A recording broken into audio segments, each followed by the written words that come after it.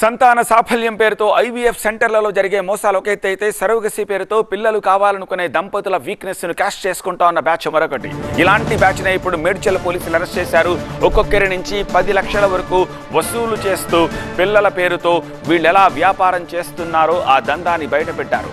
ఎలాంటి అనుమతులు లేకుండా ఎగ్ డొనేట్ ల్యాబ్ ఏర్పాటు చేయడం మొదలు వివిధ రాష్ట్రాల నుంచి సరోగేట్ విధానం కోసం తల్లుల్ని తీసుకొచ్చే వరకు ఇక్కడ జరుగుతోన్న తతంగాన్ని పోలీసులు పూసగుచ్చినట్టు వివరించారు. అక్రమ సరోగసీ సెంటర్ల గుట్టు రట్టయింది. మేడ్చల్ పరిధిలో ఆరోగ్య శాఖ అధికారుల మెరుపు దాడుల్లో ఈ విషయం బయటపడింది. పలు అక్రమ సరోగసీ సెంటర్లను గుర్తించారు. అనుమతులు లేకుండా క్లినిక్లో సరోగసీ సెంటర్ని నడుపుతున్నారు. ఇద్దరిని అరెస్ట్ చేశారు. పేట్ బషీర్బాద్ పోలీసులు అనుమతులు లేకుండా ఎగ్ డొనేట్ ల్యాబ్ సైతం ఏర్పాటు చేశారు. అక్రమ సరోగసీ సెంటర్పై మరింత సమాచారం మా ప్రిన్సిపల్ కరెస్పాండెంట్ ప్రణీత అందిస్తారు.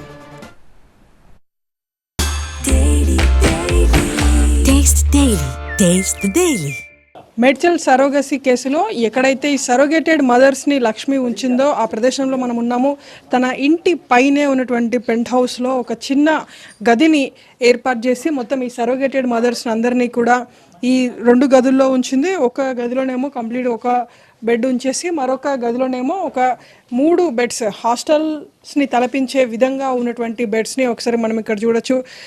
కంప్లీట్ ఇదే రూమ్లో మొత్తం ఈ సరోగేటెడ్ మదర్స్ అంటే అద్దె గర్భం ద్వారా పిల్లలని కానీ ఇచ్చేందుకు ఎవరైతే పేద మహిళలు ఉంటారో వాళ్ళందరినీ కూడా ఆంధ్రప్రదేశ్ రాష్ట్రం నుండి తీసుకొచ్చి ఇక్కడ చింతల్లో ఉన్నటువంటి తన ఇంటి పైనే ఒక పెంట్ హౌస్లో మొత్తం 2 గదులను ఏర్పాటు చేసి ఈ విధంగా ఒక హాస్టల్ని తలపించే విధంగా సరోగేటెడ్ మదర్స్ని ఈ గదిలో ఉంచారు. సో ఈ ఇంటికి నిరంతరం మహిళలు ఎక్కువ సంఖ్యలో వస్తూ ఉండటంతో అనుమానం వచ్చినటువంటి ఇక్కడ కొంతమంది స్థానికులు పోలీసులకు సమాచారం అందించడం. సో పోలీసులు ఇక్కడికి వచ్చి చూసేవరకు ఇందులో చాలామంది ప్రెగ్నెంటెడ్ మదర్స్ ఉండటంతో ప్రజెంట్ పోలీసులు వాళ్ళందరినీ కూడా అదుపులోకి తీసుకొని విచారించగా మొత్తం వ్యవహారం అంతా కూడా బయటపడింది. అక్రమంగా ఎలాంటి అనుమతులు లేకుండానే సరోగసీ ప్రక్రియను ఇక్కడ నుండి కొనసాగిస్తున్నట్టు తెలుస్తుంది. సో ఫర్దర్గా వాళ్ళు కన్సీవ్ అయ్యి డెలివరీ అయిన తర్వాత వాళ్ళకి పుట్టేటువంటి పిల్లల్ని ఈ ఐవీఎఫ్ ద్వారా వచ్చేటువంటి ఈ ఐవీఎఫ్ కోసం వచ్చేటువంటి దంపతులు ఎవరైతే ఉంటారో వారికి ఇచ్చే విధంగా కొన్ని హాస్పిటల్స్తో ఒప్పందం చేసుకున్నట్టు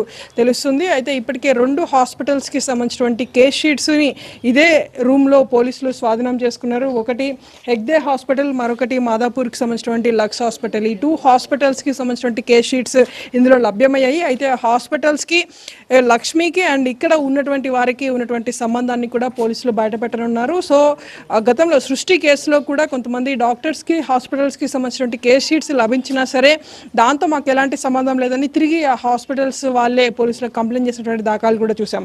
సో ఇక్కడ కూడా ఇలాంటి కేస్ షీట్స్ అయితే పోలీసులు స్వాధీనం చేసుకున్నారు. సో ఆ హాస్పిటల్స్కి ఎంతవరకు వీరితో సంబంధం ఉంది అనేటువంటిది కూడా చూడాల్సి ఉంది. వీళ్ళు ఈ సరోగేటెడ్ మదర్స్ ఎవరైతే ఉంటారో వాళ్ళకి టైం బీయింగ్ నేపథ్యంలో కొన్ని కవితలు కూడా ఇక్కడ రాసుకున్నటువంటి పరిస్థితి చూసాము. అయితే లాస్ట్ పేజ్లో మాత్రం ఒక సస్పిషియస్ నేమ్స్తో కొన్ని నంబర్స్ అయితే మనకి ఇక్కడ కనిపిస్తున్నాయి.